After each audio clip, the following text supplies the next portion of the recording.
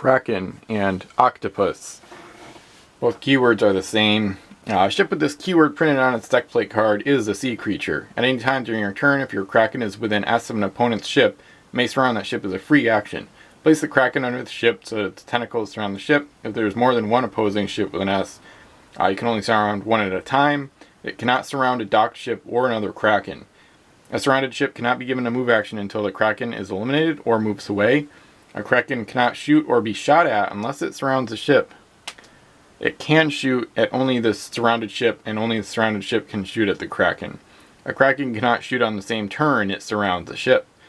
And then the last part, if you have Captain Davy Jones in your fleet from the Caribbean expansion, you may use a ship's action for the turn to declare an opponent's ship the target of a Kraken. The Kraken gains +S to its base move, but it can only shoot at the targeted ship. It can still surround other ones. The chosen ship remains the target until a new target is declared, or no target. The targeted ship sinks or the Kraken is eliminated. So I went through the last part fast because it's only if you have one specific game piece in your fleet. So, and it's also kind of a nightmare to even include it in the keyword. I think that was kind of a mistake. It's kind of a cool movie tie-in with the Pirates of the Caribbean movies, but the execution is confusing to say the least. Alright, so let's say I have this Kraken here moving L. Now I'm within S of the Cutlass here. So then I can surround the Cutlass as a free action. And now the Kraken has got the Cutlass inside. So now the Cutlass can't move away. She could start shooting to try to take out segments. So she'd score 2 hits, and then the Kraken can shoot only on the next turn, not the same turn it surrounds the ship.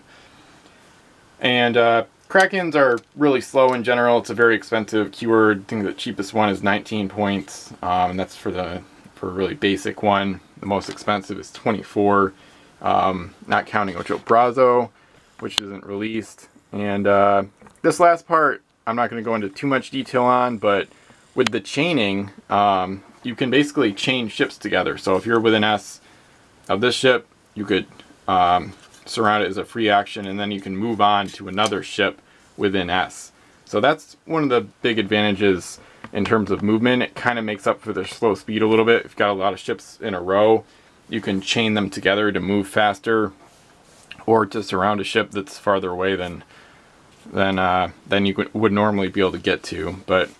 And like I said, the target lock-on ability with Captain Davy Jones, that has some stuff from the Pirate Code. If I try to include all the crazy stuff about that, it would probably make the video like almost 10 minutes maybe.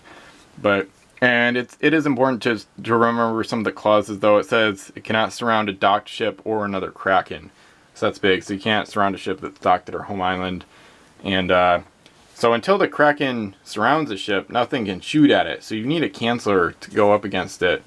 So in that case, even though Krakens can't submerge, it's almost like they kind of are, because you can't shoot at them until they surround you. And of course, Krakens, they all start off with 8 segments or tentacles. So in that case, they usually have an advantage over ships that are a bit smaller.